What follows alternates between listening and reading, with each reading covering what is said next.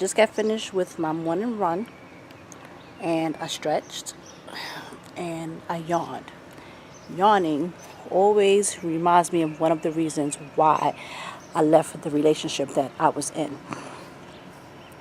I did a video some time back, but what happened was I didn't like the lighting. I didn't like the fact that I was in my bedroom, and I still have it listed here on YouTube, but it's hidden.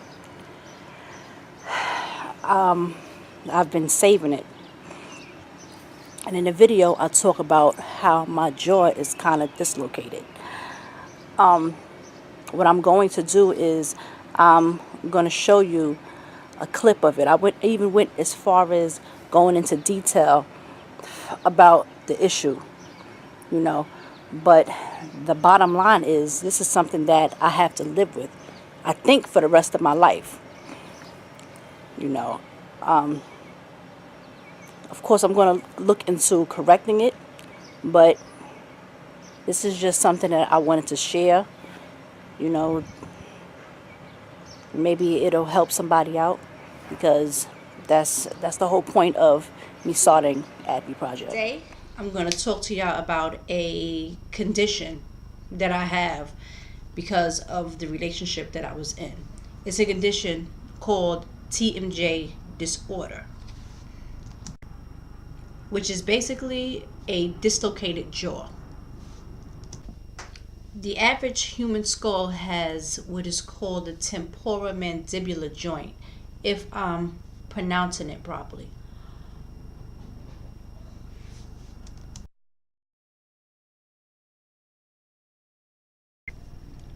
It is the joint located directly in front of your ear on either side, on both sides of your face. Now, there are a lot of ways that this can become dislocated, including direct impact to the jaw, which is what happened to me. Now, I want to make it really clear that I'm telling this story not to boast, not to brag about it. In fact, I'm really ashamed of it, to be honest with you. But what happens is things like this happen to people like me, and we're ashamed to talk about it. And that's what makes domestic violence an epidemic, because if everybody is shut about it and doesn't say anything about it, then the awareness isn't out there. So I'm really telling this story for the sake of awareness. Okay, so here goes. My baby's father, at that time, he was my man, and he and I were on and off all the time. I kept telling him I didn't want to be with him, and then I was back with him. Then I didn't want to be with him. Then I was back with him. It's a part of the cycle that we go through whenever we're being abused. During our intermission, I did get a number from a guy, and he was my friend. You know, I took pictures of him and had them in my phone. So whenever my man went through my phone and saw a picture of him, it made him really angry.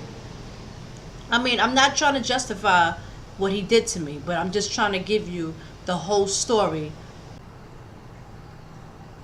Anyway, in the midst of his anger, he punched me in my jaw. That happened back in 2005, and it's 2013 now, and I still have problem with my jaw. Like when I yawn, sometimes when I eat, I have to kind of align my jaw before I eat, and I can hear it, and other people can too. Maybe you can't hear it on video, but it clicks. My jaw kind of clicks. It's out of place. I went to the dentist, and the dentist told me since there is no pain that, you know, surgery isn't necessary. However, it still affects me. Well, that's the story about that. To me, it's a bit embarrassing, but I vow to share my experience with hopes that it would help somebody, someone to hear my story and realize that's not what they want to go through, or someone to hear my story and know that they're going through it too, and knowing that I left, knowing that it's possible, maybe they'll take the steps to leave too. Thank you for taking out the time to watch this. Subscribe to my YouTube channel. You can also find me on Facebook at facebook.com/MISS Brown ADV. And just think about it, because it's my mission really to have people to realize why they shouldn't accept certain things.